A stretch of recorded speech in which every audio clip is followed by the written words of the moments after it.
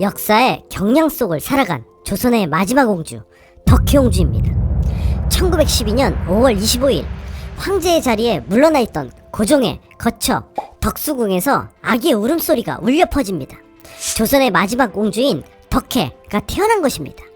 고종이 회갑을 맞던 해에 얻은 늦둥이 딸이었습니다. 어머니는 소주방 나인 출신으로 고종의 후궁이 되었던 복령당 양씨. 덕혜옹주는 1907년 일제의 압력으로 강제 퇴위를 당한 후 시리에 나날을 보냈던 고종에게 삶의 큰 위안이 되었습니다. 그러나 역사의 경량은 망국의 옹주에게 만만치 않은 운명을 예고하고 있었습니다. 당시 고종의 일상을 기록한 덕수궁 찬시실, 오늘날의 비서실입니다. 여기에 일기에는 오후 7시 55분 양춘기가 여자 아기를 탄생하였다. 8시 20분에 태왕 전하가 복령당에 납시었다. 고하여 덕혜옹주의 탄생과 함께 고종이 직접 산모를 찾아갔음을 기록했습니다. 대개 초칠월이 지나야 산모를 찾는 관례에 비춰보면 고종의 행동은 이례적이었습니다. 환갑에 얻은 늦둥이가 그만큼 귀여웠기 때문일 것입니다.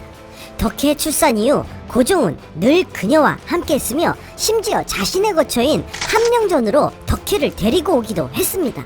1916년 4월에 고종은 덕수궁의 준명당에 5살 난 덕혜를 위한 유치원을 만들었습니다. 그리고 덕혜가 외롭지 않게 동년배 5에서 6명을 함께 이곳에 다니게 했습니다.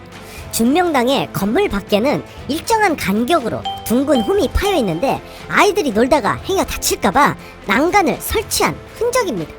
딸을 위한 아버지의 섬세한 배려를 확인할 수 있는 부분이죠. 5월 16일 고종은 직접 유치원 입학식에 참석했습니다.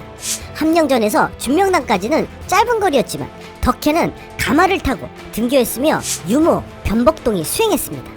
덕혜는 어린 시절 대부분 어머니인 귀인 양씨가 아닌 아버지 고종과 함께 보냈기에 아버지에 대한 정이 그만큼 깊었습니다. 고종에게 덕혜는 그야말로 쓸쓸한 말년에 찾아온 한 줄기 빛이었기 때문입니다. 그러나 두 부녀의 행운은 그리 오래가지 못했습니다. 1919년 1월 21일 고종이 승하한 것입니다. 덕혜의 나이 이제 겨우 8살. 개인적인 슬픔은 말할 것도 없거니와 부친의 죽음은 그녀의 삶을 송두리째 바꿔놓았습니다. 고종 승하 후 덕혜는 거처를 함령전에서 어머니가 있는 광화당으로 옮겼다가 고종의 혼전이 창덕궁으로 옮겨지면서 창덕궁 관물원에 거처를 잡았습니다. 1921년 고종의 3년상이 끝난 후 10살이 된 덕혜의 교육이 중요한 문제로 떠올랐습니다. 조선의 황실의 흔적을 지우기 위해서라도 일제는 덕혜에게 철저한 일본식 교육을 시키려고 했습니다. 1921년 4월 덕혜는 일본 거류민이 세운 일출 소학교에 입학했습니다. 당시까지도 그녀는 복력당 아가씨로 불렸는데 이때 이르러 덕혜라는 이름을 공식적으로 받게 되었습니다. 순종실록 1921년 5월 4일의 기록에 복력당 아기에게 덕혜라는 이름을 하사였다라는 내용이 보입니다. 덕혜의 부르는 일본인 학교에 입학한 것으로 그치지 않았습니다. 일제는 영친왕에게 그랬듯이 덕혜에게도 일본 유학을 강요했습니다. 일제의 압박에 굴복한 순종은 1925년 3월 24일 덕혜의 동경 유학을 명하였습니다.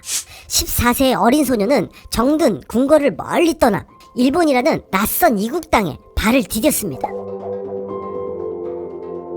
1925년 3월 30일 덕혜가 동경에 도착해서 간 곳은 오빠인 영친왕과 그 부인 이방자가 거처하던 집이었습니다. 이방자는 수기에 덕혜옹주가 도착한 날 밤 그의 침대 곁에 한동안 앉아 있었다.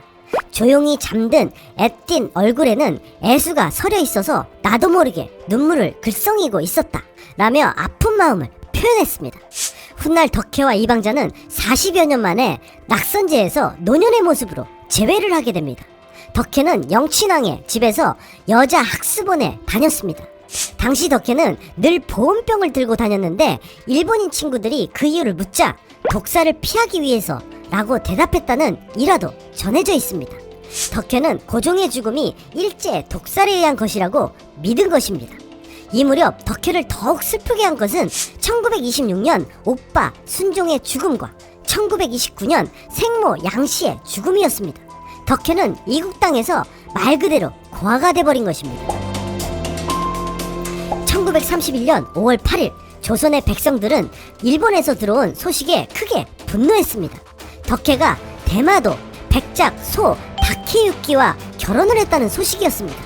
일제에 의한 정략 결혼으로 일본인 아내를 맞은 영친왕과 같은 운명을 밟은 것입니다.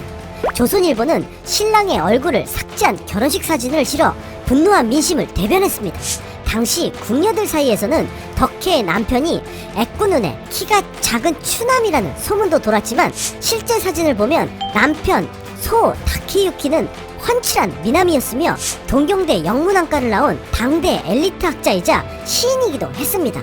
결혼 1년 후에는 딸 정혜가 태어났고 덕혜는 얼마간 행복한 결혼 생활을 한 것으로 보입니다.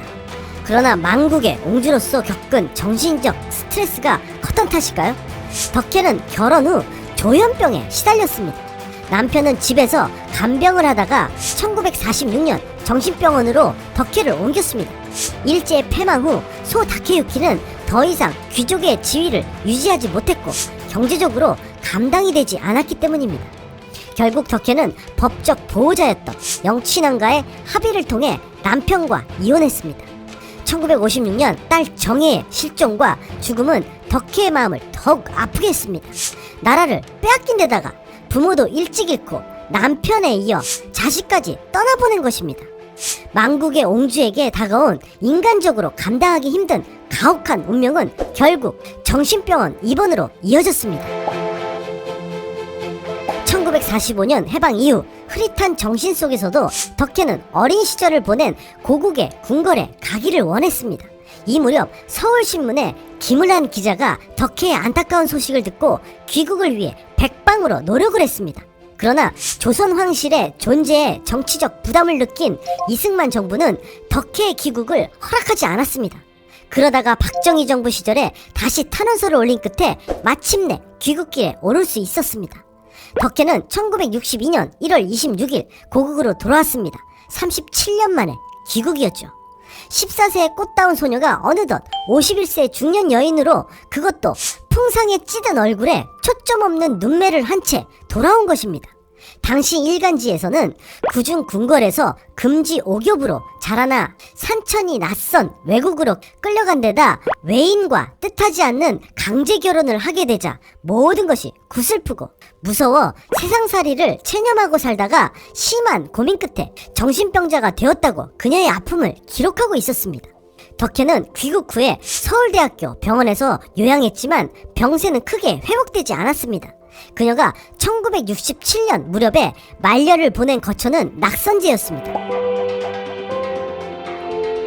낙선제는 1884년 갑신정변 직후 고종이 집무실로 사용을 했으며 순종도 일제의 국권을 빼앗긴 이후인 1912년 6월부터 주로 이곳에서 거주했습니다.